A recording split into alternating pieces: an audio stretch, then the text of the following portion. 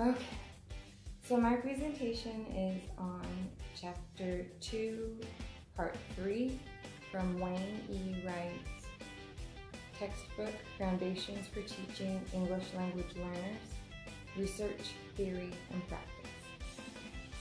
So the first section of my part discusses bilingualism and translanguaging. The old idea of bilingualism is that a person had to be just as strong in their reading, writing, and speaking skills in their second language as they were in their first language, which is actually incredibly hard to do. It's so different when you grow up and your family is speaking a language to as an infant to ever have that same level as a second language. Not impossible, but difficult to ever be exactly the same, as strong in your first and second languages.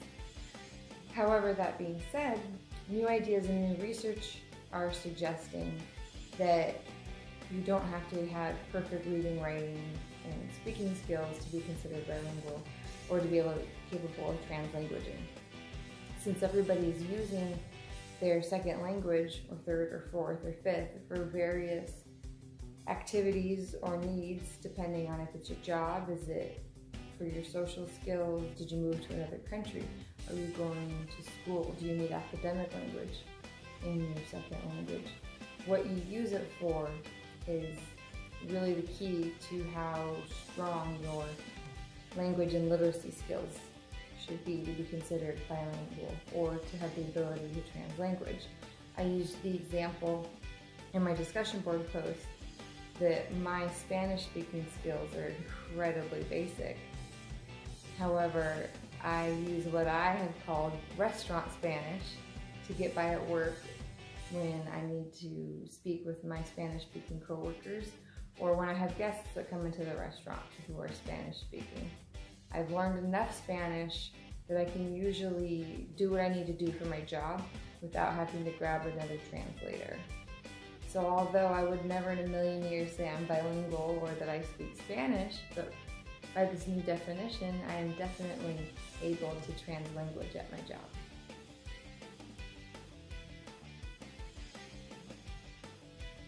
This next section discusses academic language proficiency.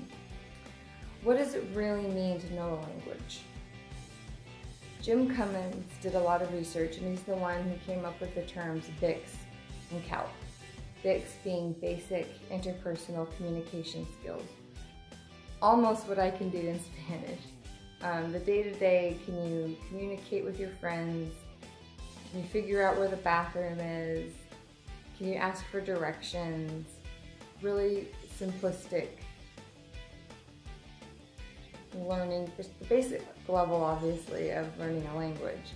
He also coined the phrase CALP to define cognitive, academic language proficiency. So that's when you're more of your large words, your academic language. Could you write a research paper in the second language and use the appropriate terminology in various content areas, scientific words, math words, etc.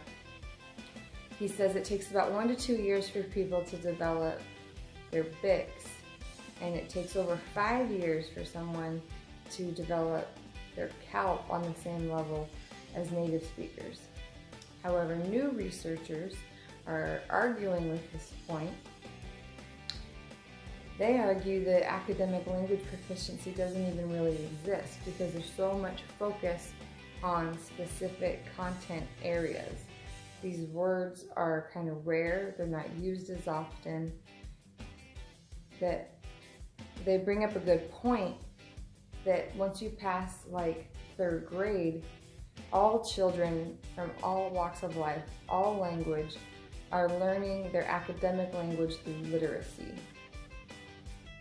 No one is a native speaker of academic language. So really, if you can get your second language skills up to a 3rd grade level, really from there on out, you're going to develop that CALP through literacy strategies, just like everybody else.